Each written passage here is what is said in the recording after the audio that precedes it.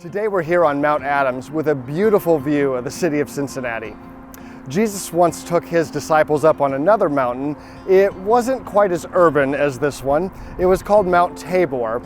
It was where we believe that this event happened. Jesus took his disciples there so they could get away and pray. In fact, it wasn't all the disciples. It was just three: Peter, James, and John. These were Jesus' inner circle of friends who he loved and he spent a lot of time with. So they went up on this mountain for the purpose of praying, and while they were up there, something incredible happened. I'm going to read the text so you can hear it straight from the Bible. About 8 days later, Jesus took Peter, John, and James up on a mountain to pray. As he was praying, the appearance of his face was transformed, and his clothes became dazzling white. Now this is a miracle, okay? This isn't just like shiny Jesus or extra bright sunshine like today. No, this is Jesus being what we call transfigured. He is 100% human, 100% God. And a miracle is happening in his body to where he is glowing, he is shining. It's really a physical manifestation or display of the glory of God. Jesus is showing God's glory in his physical self here, which is unique. It's not something that has happened before with him. Suddenly, two men, Moses and Elijah, appeared and began talking with Jesus. They were glorious to see.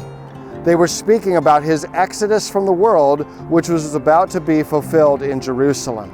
So they are joined now by two people, Moses and Elijah. Remember, Moses in the Old Testament is the lawgiver. That's who he is. And Elijah is the ultimate prophet. So you have here the representation of the law and the representation of prophecy in the Old Testament. Why did Jesus choose three people to bring up with him? Well, in Judaism, for something to be admissible in court, you had to have at least two witnesses. So in other words, for something to be trustworthy, you had to have at least two people see it. Well, Jesus provides three human witnesses to this, and God sends two heavenly witnesses, if you will, in Moses and Elijah.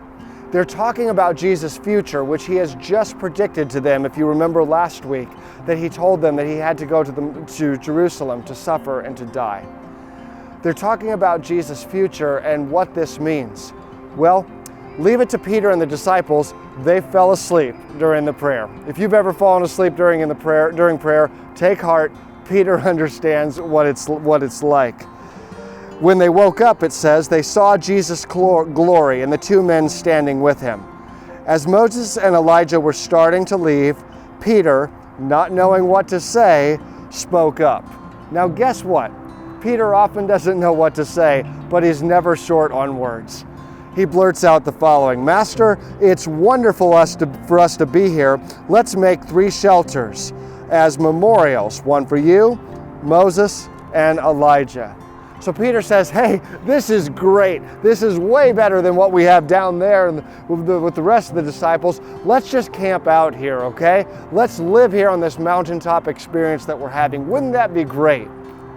Well, that's not God's idea, as he makes very clearly. Because what's going to happen is God is going to speak from heaven. Not Jesus, but God the Father is going to speak from heaven. This is taking us back to when Jesus was baptized in the Jordan River, and God spoke and said, "This is my beloved Son, in whom I'm well pleased." The Holy Spirit descended physically in the form of a dove upon Jesus that day. It was an amazing miracle.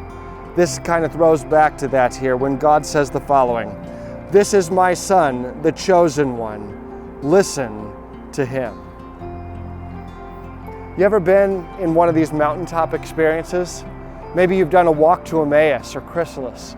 Maybe you've been to a conference. Maybe you've had just a wonderful season of worship at church or somewhere else. And you know what it's like. You feel so close to the Lord and you think, oh, I don't ever want to come down. Could we just live up here? Couldn't all of life be like this? But reality sets in time. Problems come, challenges come, and you wonder, are those moments real? Did they mean anything, or was this just kind of something in my head? Well, friends, I think what we see from Peter and the disciples today is this is very real. God meets us in sacred and powerful ways, and we should never diminish that even if it's different than the day in, day out experiences in life. And even though we may want to camp there and live there, reality is life moves on, and there's ups and downs and seasons, but God never leaves us. He never forsakes us. Jesus is with us. He sends the power of the Holy Spirit to live inside of us.